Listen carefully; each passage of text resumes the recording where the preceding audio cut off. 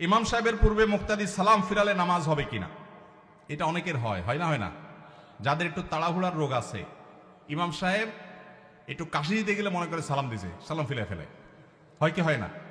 কিছু লোক আছে দেখবেন ট্রেনের মধ্যে একটু তাড়াতাড়ি যাওয়া দরকার, তো এদিকে জোর করে বগির মাথা মাথা হাঁটে, কেন? তার তাড়াতাড়ি যাওয়া দরকার। সে বেশি জোরে হাঁটলে কি ট্রেন তাড়াতাড়ি চলবে, আগে পৌঁছাবে? কিন্তু সে চেষ্টা করে। তো আপনি যতই হুলস্থুল করেন, ইমামের আগে তো নামাজ শেষ করতে পারবেন না। তো এই জন্য ইমামের আগে কোনো কাজ করা এটা ভুল। নবী সাল্লাল্লাহু আলাইহি ওয়াসাল্লাম বলেছেন, ইন্নামা জুইলাল ইমামু লিউতাম্মা বি, ইমাম দেয়া হয়েছে তাকে অনুসরণ করবার জন্য। ইমাম যখন রুকুতে যায় তারপরে রুকুতে যাবা, যখন সিজদা যায় তারপরে সিজদা দিবে, যখন সালাম ফিরে তারপরে সালাম দিবে, এ হলো নবী সাল্লাল্লাহু আলাইহি ওয়াসাল্লামের নির্দেশ। অতএব ইমাম সালাম ফিরানোর আগে সালাম ফিরানো যাবে না। যদি কেউ ইমাম সালাম ফিরানোর আগে সালাম ফিরিয়ে ফেলেন, তাহলে হানাফি মাযহাবের ওলামাদের মতে নামাজ হয়ে যাবে, কিন্তু এরকম করাটা মাকরুহ। আর অন্য অনেক ইমামদের মতে নামাজই হবে না, কারণ ইমামের আনুগত্য করা ওয়াজিব। যেহেতু আমাদের এদেশে বেশিরভাগ মানুষই হানাফি ফিকহ ফলো করেন, হানাফি ফিকহ হানাফি মাযহাব অনুযায়ী এটা মাকরুহ তাহরিমি, এটা করা উচিত না। কখনো যদি ভুলে হয়ে গেছে তাহলে সেটা মাকরুহ হবে না, সেটা মাফ। এটা অবশ্য সবার মতে, ভুলে হয়ে গেলে গুনাহ হবে না, নামাজ হয়ে যাবে ইনশাআল্লাহ তাআলা। তাহলে হানাফি মাযহাব ওলামাদের মতে নামাজ হয়ে যাবে, কিন্তু কাজটা অনুচিত। আর যদি একান্ত অসতর্কতাবশত হয়ে যায় তাহলে সেটা মাফ, কোনো অসুবিধা নেই, নামাজ তো সর্বাবস্থায় হবে। ওয়াকফকৃত না হলে মসজিদে জুমার নামাজ পড়া যাবে কিনা? যদি কোনো মসজিদে ওয়াকফ করা হয়নি, টেম্পোরারি মসজিদ, অন্য কারোর জায়গায় নামাজ পড়া হচ্ছে, তিনি অনুমতি দিয়েছেন, জুমা হবে। ওয়াকফ করা জুমা হওয়ার জন্য শর্ত না, মসজিদের মর্যাদা পাওয়ার জন্য ওয়াকফ করা শর্ত।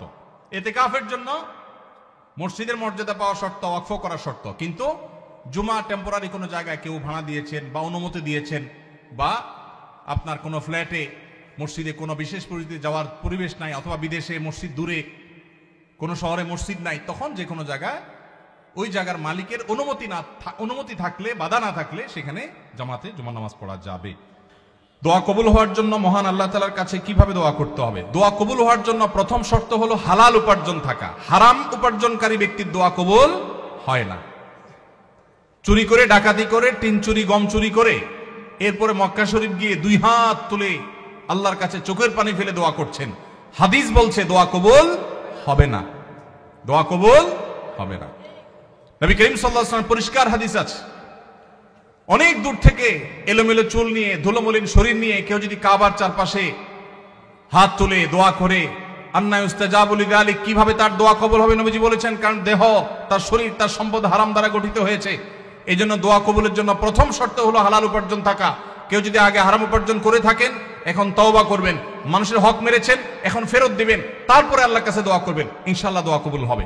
দোয়া কবুলের দ্বিতীয় শর্ত হলো অন্তরের অন্তঃস্থল থেকে কায়মনোবাক্যে দোয়া করবেন, অন্য মনস্ক হয়ে না, দায় সারা ভাবে না, মনোযোগ দিয়ে দোয়া করবেন। দোয়া কবুলের জন্য আরেকটা গুরুত্বপূর্ণ শর্ত হলো হালাল বিষয়ে দোয়া করবেন, হারাম জিনিস আল্লাহর কাছে চাইবেন না, 2 নম্বর জিনিস আল্লাহর কাছে চাইবেন না। অবৈধ সম্পর্ক করার, কারোর সাথে অবৈধ রিলেশন করার, হারাম সম্পর্ক করার জন্য আল্লাহর কাছে দোয়া করবেন, এটা অবৈধ দোয়া, নাজায়েজ দোয়া, এটা করা জায়েজ নাই।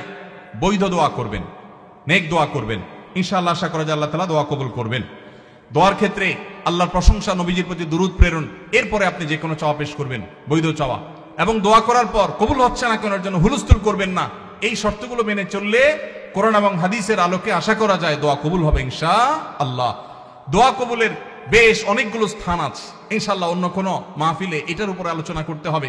এটা নিয়ে আমার একটা সংকলন আছে, দোয়া কবুলের 33টা জায়গা আছে, স্থান আছে, সময় আছে, সেগুলো কি কি একটা আলাদা আলোচনা ইনশাআল্লাহ আমরা বলবো। এটা নিয়ে বহু আগে আমার একটা বক্তব্য আছে অনলাইনে, কারোর প্রয়োজন হলে শুনে নিতে পারেন। রবিবারে বাঁশ কাটা অমঙ্গল, এই কথার কোনো ভিত্তি আছে কিনা? এটা কুসংস্কারাচ্ছন্ন কথা ভাই। আস-সুন্নাহ ফাউন্ডেশন, উম্মার স্বার্থে, সুন্নাহর সাথে।